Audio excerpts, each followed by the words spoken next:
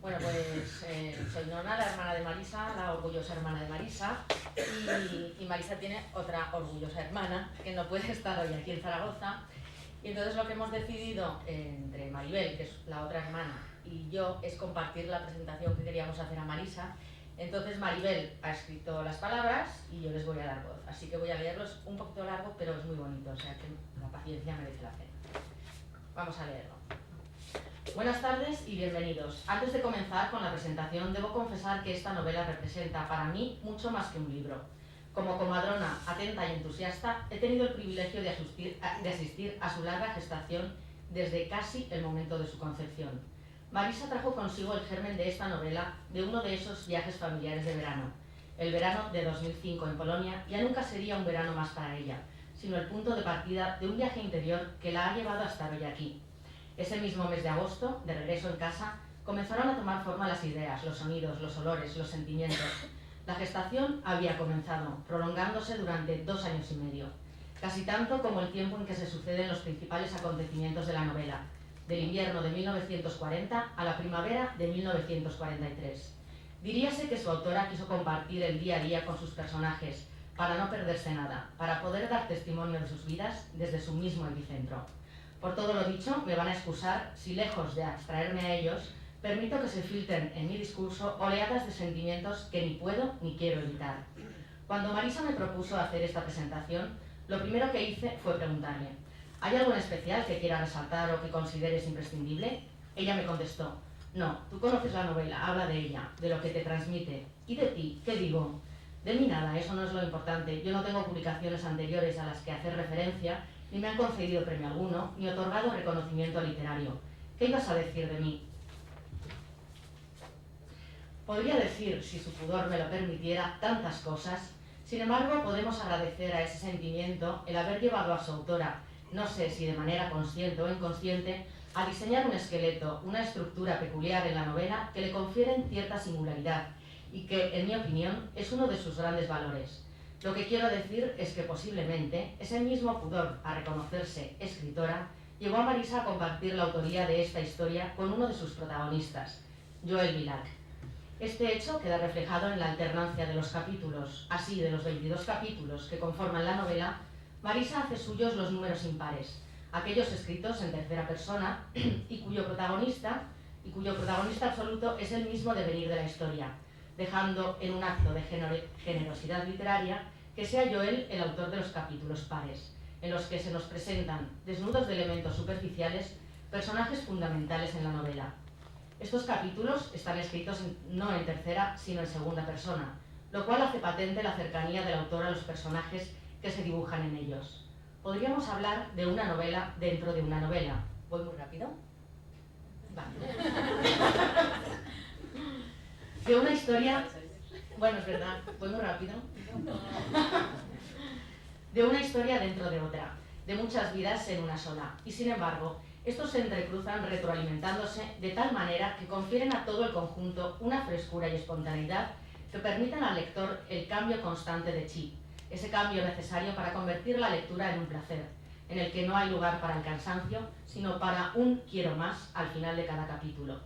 Esa misma estructura confiere a la novela un formato casi de guión cinematográfico.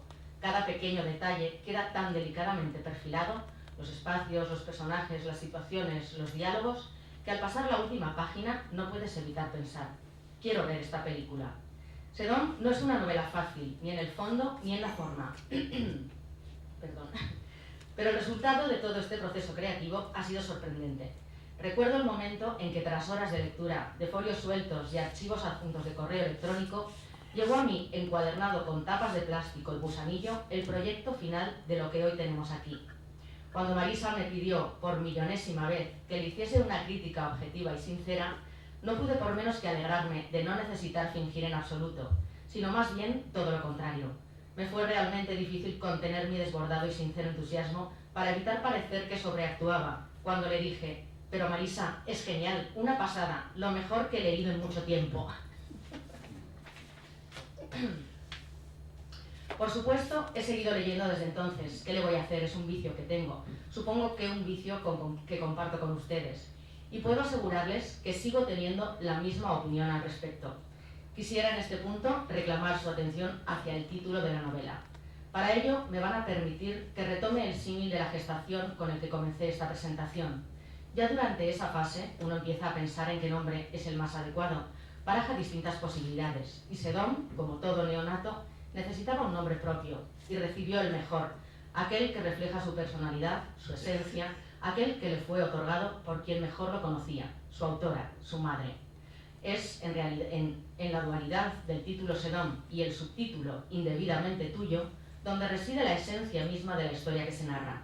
Sedón, más allá de su sustrato como realidad física, ya sea en forma de destino turístico de Israel, como la Sodoma del Antiguo Testamento, o como una simple carbonera en las tripas del gueto de Varsovia, sufre una metamorfosis que la transforma en una presencia más allá del tiempo y el espacio, en el punto donde todo empieza y todo acaba. Sedón es cárcel y refugio, y por encima de todo, es ese lugar inmaterial que no deja ni dejará nunca de ser un hogar para Joel y Andrej. Andrej habíamos quedado. Andrej. Indebidamente tuyo refleja la dualidad entre la entrega absoluta frente a la intolerancia y la incomprensión. Intolerancia e incomprensión representada por un padre, el de Arcer, que considera indebida la felicidad de su hijo por interferir con su proyecto ideal de vida. La línea argumental transcurre en un contexto histórico por todos conocido, la Segunda Guerra Mundial, momento en el que se planea y ejecuta la construcción del muro del gueto de Varsovia, un lugar y un tiempo deshumanizados, donde morir es lo cotidiano, donde el destino de todo pueblo pende de la decisión arbitraria de una mente enferma, donde el dolor y el miedo se ocultan en cada esquina. Es en ese contexto donde el amor entre Joel y Arcer se erige como símbolo de vida, de resistencia, de reducto íntimo e inviolable inherente a la esencia del ser humano, que crece fuera del alcance de la brutalidad, de la barbarie y de la incomprensión. Un amor que representa la última transgresión a la que uno puede acogerse. A pesar de tratarse de una novela de ficción, no puedo dejar de resaltar, como otro de los grandes valores del libro, el alto grado de precisión y fidelidad con el momento histórico en que se desarrolla la acción. La exhaustiva tarea documental llevada a cabo por su autora le ha llevado a aunar magistralmente una historia real, la del gueto, con la ficción de unas vidas y unos sucesos que perfectamente podrían haber formado parte de esa realidad. Marisa no solo se documentó a fondo, hizo algo mucho más importante, le puso alma a todo ello.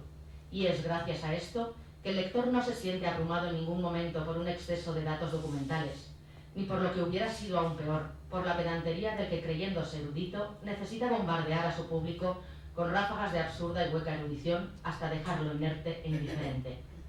Tenemos historia, tenemos la belleza del lenguaje y tenemos corazón, y con ello el combinado perfecto para conseguir lo que esperamos al abordar la lectura de una novela, simple y llanamente que nos entretenga, que nos mantenga enganchados y que nos produzca emociones, sean estas del tipo que sean.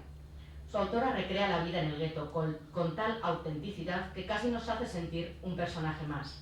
De la mano de sus protagonistas recorremos sus calles, nos adentramos en sus hogares, nos desesperamos, reímos y lloramos con ellos. Y acabamos ya. Resulta reconfortante el hecho de que, a pesar de lo dramático de la situación y el momento en que transcurre la acción, la novela no está escrita desde o hacia la culpa, el miedo o la pena, sino desde y hacia la más profunda indignación. Sedón es, en definitiva, una novela escrita con el corazón y con las entrañas, una apuesta por el futuro, pero también una reivindicación de la memoria como base para construir un mejor y más justo destino para la humanidad. Para terminar, y regresando una vez más al símil con el que comencé, les invito a todos a coger a este pequeño recién nacido. Pónganlo en su regazo, acaricien lentamente sus páginas, sumérjanse en la profundidad de su mirada. Él, a cambio, les regalará, como suelen hacer los bebés, la mejor de sus sonrisas. Les ofrecerá su alma.